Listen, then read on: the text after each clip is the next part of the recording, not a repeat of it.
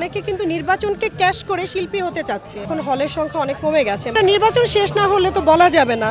আশা করি যেভাবে নির্বাচন হচ্ছে সুষ্ঠু একটা পরিকল্পনা চলছে। এখানে আমাদের নির্বাচন কমিশন খুবই স্ট্রং। আমার মনে হয় না ওই পর্যন্ত যেতে হবে। এখন কোনো পক্ষ জিতে গেলে যদি অন্য পক্ষ মনে করে কুন্দল বাজিয়ে একটা হট্টগোল সৃষ্টি করবে, ওটাতে আমার কিছু বলার নেই। এইটাই তো কথা, মানুষ কেন হলে যাচ্ছে না। আসলে হল কতগুলো শাকিব খানের ছবি সন্তান যখন অহংকার সত্যি। তো আমি বলবো যে এখন হলের সংখ্যা অনেক কমে গেছে। মাঝখানে আমাদের সিনেমার সিচুয়েশন একদমই ভালো ছিল না। সিনেমার বাজেট আমরা যে পরিমাণ লগ্নি করতাম ও পরিমাণ কিন্তু ফিডব্যাক আসতো না।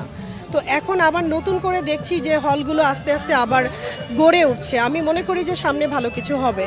দেখেন, মনোয়ার হোসেন ডিপজল সাহেবের প্যানেলে নির্বাচন করছি। তিনি হচ্ছেন দলীয় একজন সেক্রেটারি, সাধারণ সম্পাদক। উনি যদি পাশ করেন, উনি কিন্তু একদম সিনেমার অবস্থা খুব খারাপ হয়ে গিয়েছিল।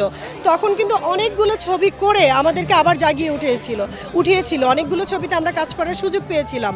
যেহেতু ডিপজল সাহেবকে আমরা এই পর্যন্ত আনতে পারিনি, যে সমিতির একটা গুরু দায়িত্ব উনি নেবেন, এ পর্যন্ত কিন্তু ওনাকে রাজি করানো যায়নি। যেহেতু এবার উনি করছেন, আশা করি উনি একটা উদ্যোগ নিলে আমাদের অনেক ভালো কিছু হবে। 1, 2, 3 ঢাকায় জমি জিতে নিন 100% ক্যাশব্যাক সহ 20 কোটি টাকার পুরস্কার।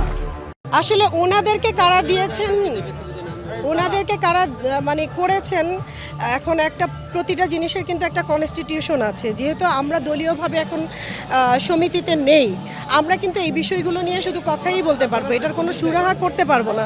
এই জন্যই এই নির্বাচনটা, আমরা নির্বাচনের পরে ইনশাল্লাহ কনস্টিটিউশনে যা আছে সেইটা বিচার বিবেচনা করে তারপরে একটা রোলস আমরা আশা করি তৈরি করব।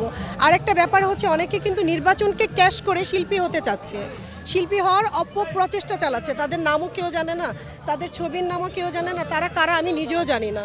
কিন্তু তারা চাচ্ছে যে এই নির্বাচন দিয়ে একটা শিল্পী হতে।